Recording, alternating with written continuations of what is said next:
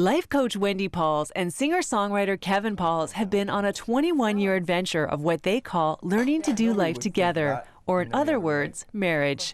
They met in not-so-ideal circumstances at a youth conference. Wendy, the friend of Kevin's ex-girlfriend, heard the whole story of his breakup with her. And at the end of the first night of the convention, she came up to me and goes, "Are you Kevin Pauls?" And I'm like, "Oh man, that probably can't be good." And she says, "Yeah, this girl came to my," and I'm like, "You're the," oh, so I'm thinking there's not a chance. She's heard the whole story from that side, and it's not going to be pretty. And we ended up hitting it off, and we spent the weekend together and at the convention. Wendy was 16, Kevin 18. He says he had already noticed her before they met and was taken by her beauty. For Wendy, something else stood out. I think the thing that first sort of captured me was actually his sense of humor. You know, when we were sitting in those workshops and he's goofing off, I'm sure you'll see that side of him come out. You know, they say the things that first attract you are the things that later annoy you. So we'll be seeing some of that, I'm sure. Wow. See, this is a little too authentic. This hurts. After the conference, Kevin followed up quickly. How quickly is still in dispute. He phoned me, you know, within a week after we met Within at a week, the it was the next convention. day. It wasn't the next day. It was the next It wasn't the next day. He phoned me within a week, there you go, and said, "Hi, this is Kevin." And I said, "Kevin who?" That's what I said. Mm-hmm. When she realized it was him, she agreed to the date and many after that. We dated for, including the engagement, 3.5 years. So 3.5 years from when we met till when we married. So yes, if you do the math, I was 19. There's a lot of detail. There. Kevin, do you got anything more for me there? That was a Seinfeld thing. We met, yada, yada, yada. We got married, and we're good to go. That's right. You just yada, yada'd over our dating. I remember the date we met. She didn't. I remember the date we got engaged. I remember what she was wearing. She doesn't. So, Yeah. I'm just saying. 3.5 years into the relationship, Kevin and Wendy were finally married. That first year was an adventure. The two moved to Florida to attend school. But a crisis hit the next year when Kevin tried to start a business with their college money. Would have been great if we had 3 or 4 years to work this plan through, but we needed to do this right now. So I still shake my head and go, why on earth was I such an idiot? So not only did our plans not work out, but I'm the one that messed it up. So that wasn't fun to deal with. The two worked it out and continued to grow in their union through the many challenges that followed over the years. Now more than 2 decades and 3 children later, the Pauls say their love has changed for the better. Like, it changes a lot. Like, it's the shift from the infatuation that often gets called love, you know, the butterflies in the stomach, you know, all those types of things, to a true partnership, a wanting to do things together, a wanting to share life and share experiences. Because it worked. I prayed almost every day that I would love her more than I did yesterday. And I prayed that a lot. Some days I needed to pray it, and some days it was very easy to pray it. And I was just really determined that I wanted to have somebody that I actually wanted to hang out with. And I wanted to feel that way. I didn't want to just have to choose it. I wanted to feel that way. So I've been fortunate. Well, now a new challenge lies before the couple, 100huntley.com's Love Dare. Kevin and Wendy have agreed to 40 days of deep soul searching and investing in their relationship through daily exercises in the book.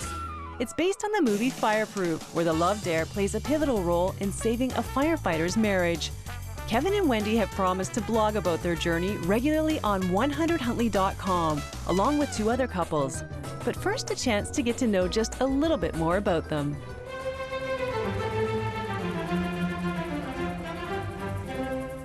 People can't relate to perfection because even the ones that are presenting the perfection are lying. And so nobody can relate to that, and it's garbage.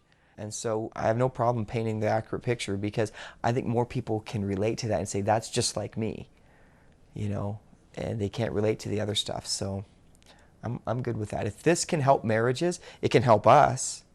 And if it can help other people, but you can't help them by not telling them the truth. I have mixed feelings about doing it, because the one side of me is totally, yes, you know, let's do this, let's be transparent and encourage other couples. And the other side is a little scared, yeah, about, he's more confident about airing his mess than I am about airing mine. But are you going to do it? I'll do it, yeah. Oh, that was positive. Yeah, I'll do it. If I have Am to. I being convincing? Yeah. He'll do it. He'll air my mess. So there you go. And I'll air his. You are so not authentic. Oh. This is so wrong. You would never do this. This is the way I should do it. I just get too impatient. Thank you. You're welcome.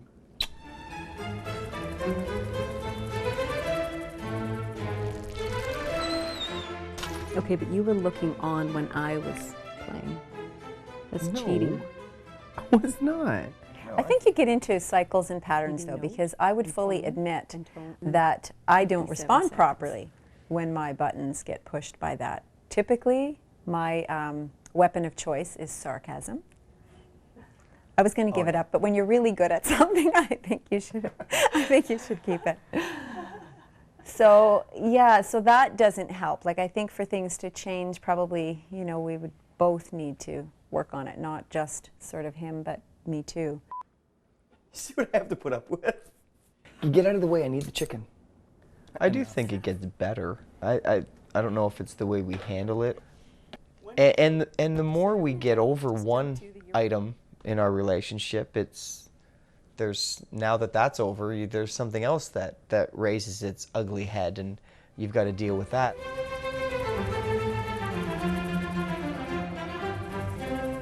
The kids become such a focus that they lose each other.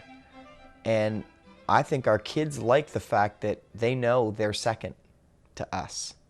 And I don't mean that in a cruel way. I mean, the kids, you know, their safety net is knowing that mom and dad are going to be around.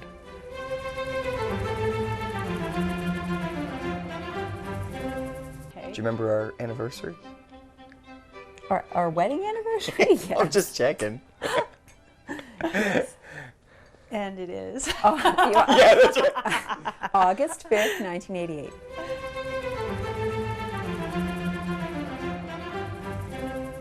My favorite thing would be that he is a cheerleader. He's my biggest cheerleader. Very, very supportive.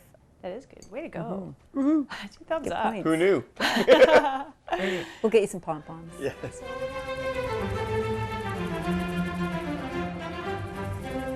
I think she's really changed and helped me form my worldview much differently than it would have been either with someone else, but I know for sure on my own I wouldn't be nearly as, I don't think I would be as compassionate, I don't think I would be as understanding, and I need to grow in all of those areas just in case my kids are watching this.